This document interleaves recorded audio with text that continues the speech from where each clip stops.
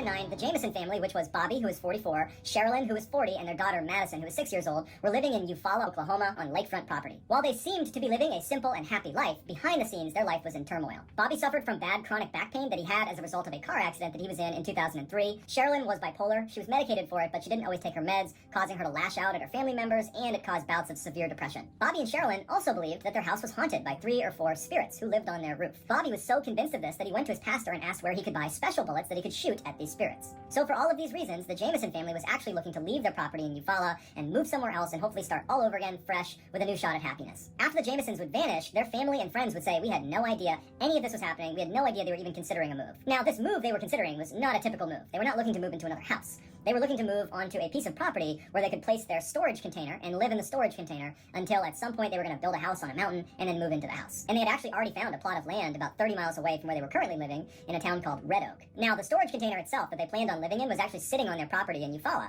and it drew a lot of attention from the neighbors because Sherilyn would graffiti on it, "The neighbors have poisoned our cats. Witches don't like it when you kill their cats," because it turns out Sherilyn believed that she was a witch. So unsurprisingly, the neighbors avoided the Jameson family at all cost. Several weeks before the Jameson family went missing, they actually brought in a male boarder, so a guy that was going to live with them and help with manual labor in exchange for room and board. The boarder was a white supremacist that immediately took exception to Sherilyn, who was part Native American. And so anytime Bobby was out of the house, the white supremacist boarder would get into a fight with Sherilyn. And one day it came to a head and Sherilyn drew a gun on the boarder and said to leave the property or she was going to shoot him. The boarder refused to leave, and so Sherilyn began firing shots into the ground at his feet until he left. Now, once the Jameson family disappeared, this white supremacist boarder became one of the primary suspects. But when the FBI found him, he had a rock-solid alibi and was quickly crossed off the list of potential suspects. On October 8th, 2009, Bobby, Sherilyn, their daughter Madison, and their dog Maisie load up the truck and they start driving towards Red Oak. They were apparently going to go scout out this piece of property that they wanted to purchase to live on with the storage container. Now, according to family and friends, it was not uncommon for the Jamesons to vanish for several days at a time without telling anybody where they went, and it would turn out that they would go into the woods for these retreats where they would get away from technology in the city. When they were gone for a few days and no one had heard from them, no one thought twice about it. On top of this, Bobby and Sherilyn had informed Madison's school that they'd be pulling her out of class because they were going to be moving. So when Madison didn't show up for school, the school did not raise any alarms because they assumed she'd been pulled out of school. On October 16th, 2009, 8 days after the Jamesons had left their house to go scout out this property in Red Oak,